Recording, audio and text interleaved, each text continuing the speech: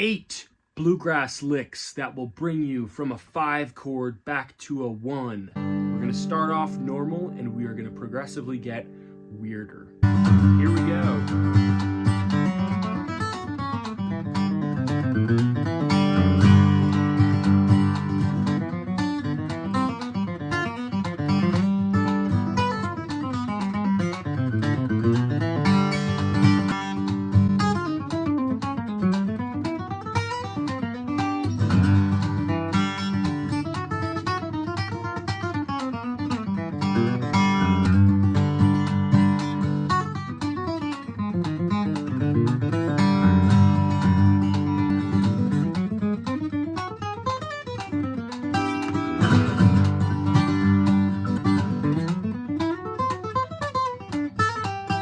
Okay, so there you have it, folks. A bunch of 5 chord to 1 chord bluegrass licks. We started off fairly normal, if you like that adjective, and then we got progressively outside. I want to go through each one of these licks, break them down nice and slow for you so you can understand what I'm thinking, why I'm thinking it, or you could just throw that all out the window and play these over a 5 chord to a 1 chord. If you like these videos and want to learn more about jazz and bluegrass and the intersection of that, I'd like to invite you to join Alex's Acoustic Club. You can learn more down here in the description.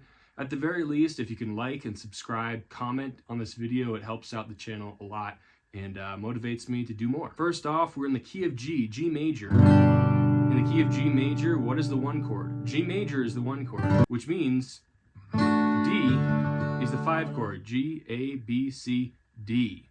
So this is going from a 5 back to a 1. So the chord progression you might want to play underneath some of these licks, although it doesn't have to necessarily be so, would be this.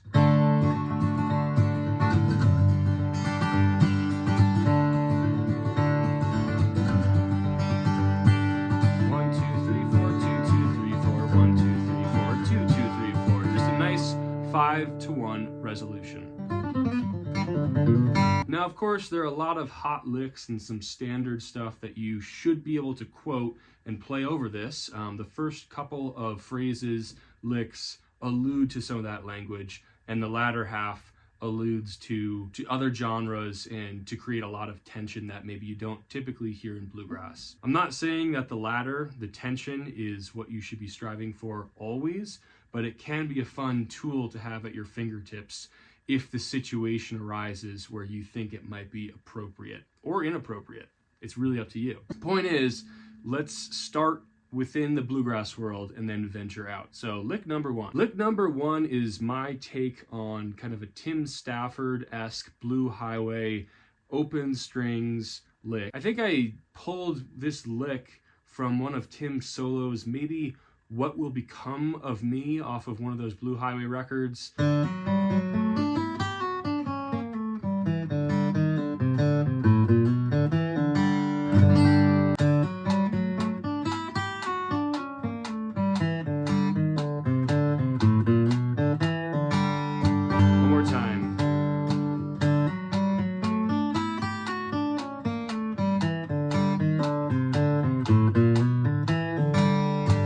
Okay, lick number 2. This lick uses some classic country sounds, some sixths.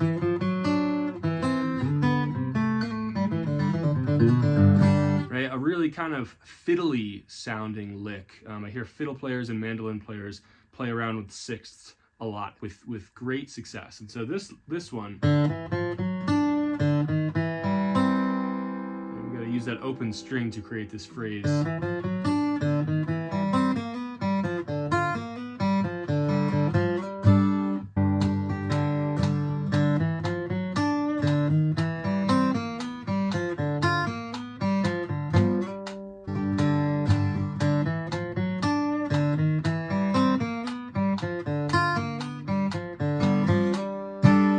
Okay, lick number 3 is a play on a Tony Rice kind of open string run, pentatonic run.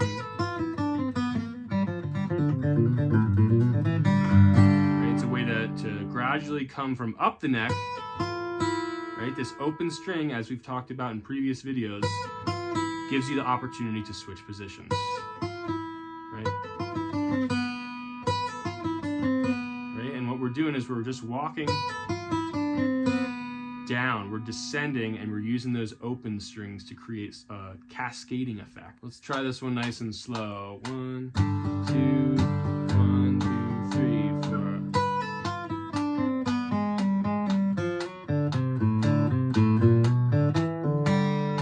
One more time.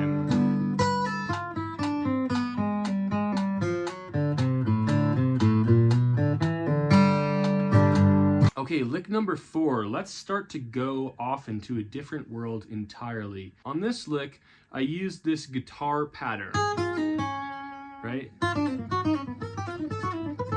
Almost like a Pat Metheny-esque thing here. And I'm kind of alluding a little bit to John Coltrane and his pentatonic patterns here, but I'm not exactly getting it right, and that's on purpose. I didn't want it to sound just like giant steps or something like that. I wanted it to have a little bit more tension, actually. And, you know, we could go and talk about theory behind all these notes,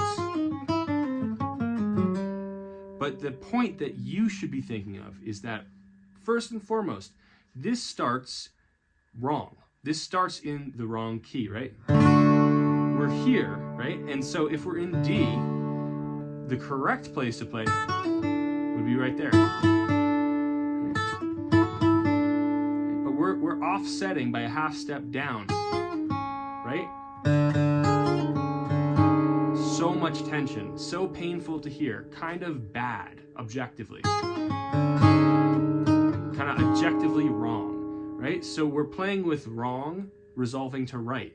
And that's what you can do so many times with a 5 chord. 5 chord can be an opportunity for right to right, and it can also pose your one golden moment to play something wrong that leads you to something correct. And that, you know, interpret that however you'd like. So what we're going to do is we're going to take this pattern, move it up a half step, and switch string sets.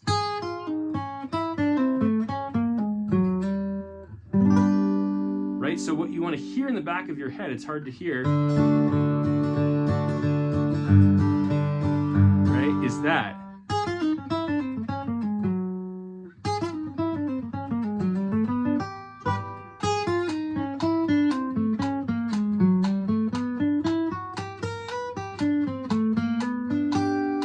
So we're cutting and pasting that over.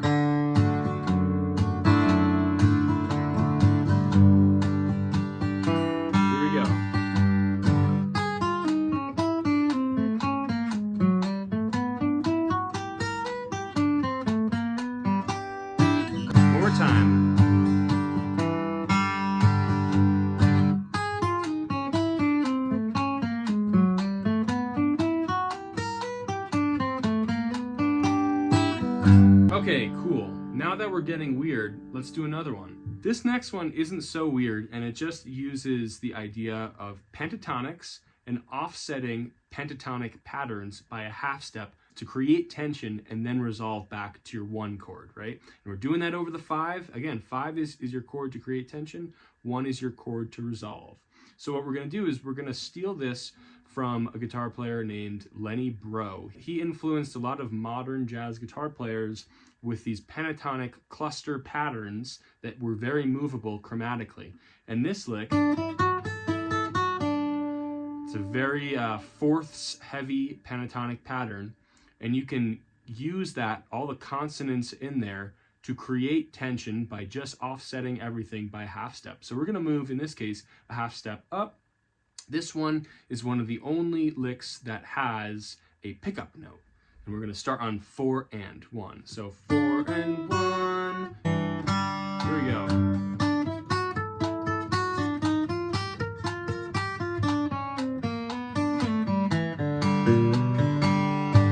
Okay, another one, another kind of weirdo oddball. This one, we're going to take this, we're going to almost take an E minor sound, which we're going to superimpose that natural minor over a D. This is a bebop lick. And then we're just going to half step this down to play this D flat major. and then it'll be 1. So it's a little bit of tritone substitution, almost. Not quite, and it's gonna give it this very dissonant sound, but I think it's kind of hip.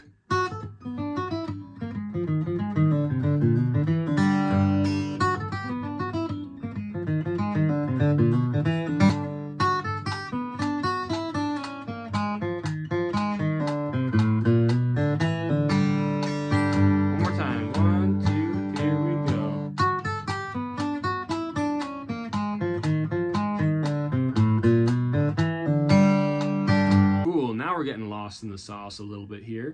Okay, lick 6. We are going to do a classic move to create dissonance on a 5 chord. In the jazz world, in the world, you can use the sounds from the land of Diminished, which is very close to a dominant chord. Okay, this D7 is only 1 note away from a diminished. Right? If you sharp the D, D dominant 7th, you get a diminished chord.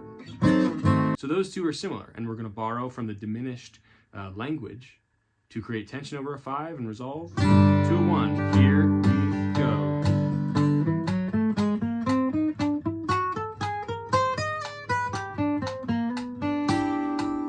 One more time, here we go.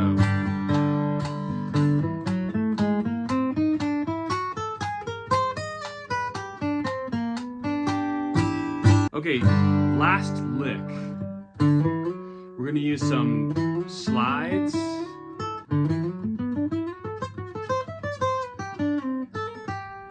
Here we go, last lick.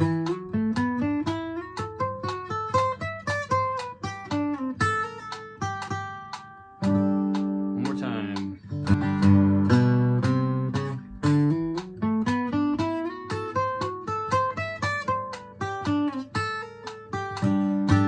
Okay, cool. I hope you liked all those. Remember, we want to create tension, we want to resolve. We can do that in a 5 chord to a 1 chord. If you want to study more with me, check out the Acoustic Club. Stay cool out there.